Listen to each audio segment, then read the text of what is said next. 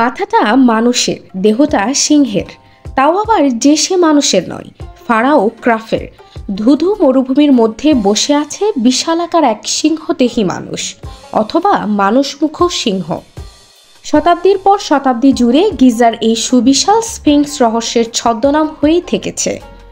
বিশালাকার এই অদ্ভুত দর্শন পাথরের মূর্তি ঘিরে জন্ম নিয়েছে একের পর এক তত্ত্ব। মিশরীয়দের নানা রীতি অভ্যাস ঘিরে রহস্য জন্মানোই স্বাভাবিক। মমি থেকে শুরু করে পিরামিড, বিচিত্র সব দেবদেবী, আশ্চর্য সাংকেতিক লিপি, সবটাই নেশার মতো টানে মানুষকে। এই স্ফিংস তৈরি হলোই বা কেন? কি লুকিয়ে রয়েছে এই বিশাল মূর্তির নিচে? গবেষকদের অনেকেরই ধারণা এই মূর্তিটির রহস্য প্রকাশ্যে এলে মিশরীয়দের নানা রীতি, নানা প্রথা ও নানা জ্ঞানের হদিশ মিলবে। এই হদিশ বদলে দিতে পারে সভ্যতার ইতিহাসও। স্ফিংস ওয়াটার ইরোশন হাইপোথেসিস প্রাচীন মিশরকে ঘিরে এমনই একটি তত্ত্ব। এই তত্ত্ব বলছে আমরা যা ভাবি স্ফিংস আসলে তার চেয়ে ঢের বুড়ো। খ্রিস্টপূর্বাব্দ ৭,০০০ বছর আগেও নাকি তৈরি হয়েছিল এই মূর্তি। খটকা জাগে, কারণ আমরা জানি মিশরীয় সভ্যতার বয়স মোটামুটি ৩,০০০ বছরের আশেপাশে। তাহলে এই মূর্তিটি এত প্রাচীন কিভাবে? এই তত্ত্বের নেপথ্যে থাকা গবেষকরা বলছেন মূর্তির গায়ে আবহাওয়াজনিত ব্যাপক ক্ষয় দেখা গিয়েছে, যার মধ্যে একটি ক্ষয় থেকে সাপ বোঝা যায় দীর্ঘকাল ধরে চলা বর্ষাকালের মধ্য দিয়ে যেতে হয়েছে এই মূর্তিটিকে। এটি নির্দেশ করে যে ১২,০০০ বা ১০,০০০ থেকে প্রায় ৫,০০০ বছর আগে কোনো বর্ষাকালের আগে বা সেই বর্ষা চলাকালীনই নির্মিত হয়েছিল এই মূর্তি। এই মূর্তিটির মুখটি ফারাও ক্রাফের সঙ্গে মিলে। তিনি বেঁচে ছিলেন ২৬০৩ থেকে ২৫৭৮ খ্রিস্টপূর্বাব্দ। এছাড়াও এই মূর্তি সম্পর্কে এক প্রমাণহীন কিংবদন্তি হচ্ছে এর নিচে চাপা রয়েছে একটি হল অফ রেকর্ডস, যেখানে এই প্রাচীন সভ্যতা নিজের যাবতীয় নথিপত্রের ভাণ্ডার লুকিয়ে রেখেছে।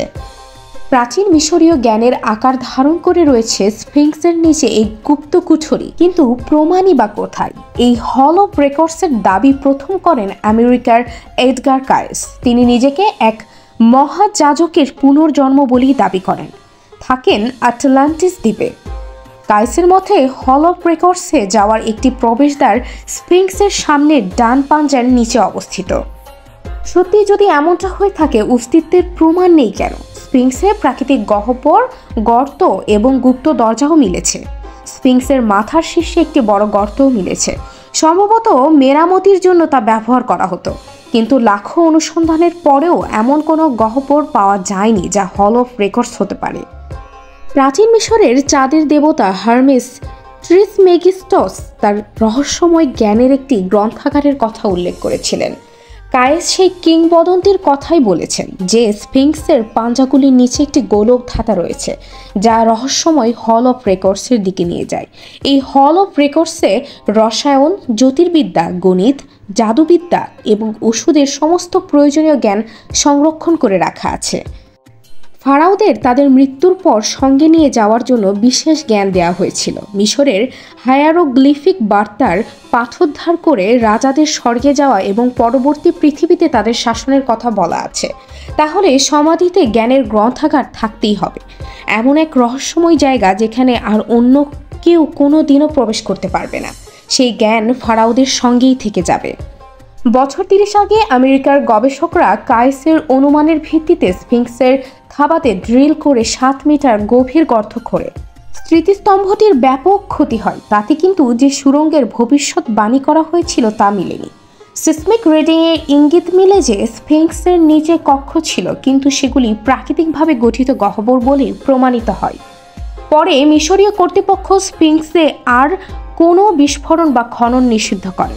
ফলে কায়েসের তত্ত্বের সত্যতা আদৌ ছিল কিনা, এটি সত্যি গল্পকথা নাকি বাস্তবতা, তা স্ফিংসের পাথুরে ধাঁধাতেই রয়ে গেছে। ভিডিওটি ভালো লেগে থাকলে লাইক, কমেন্ট, শেয়ার করুন।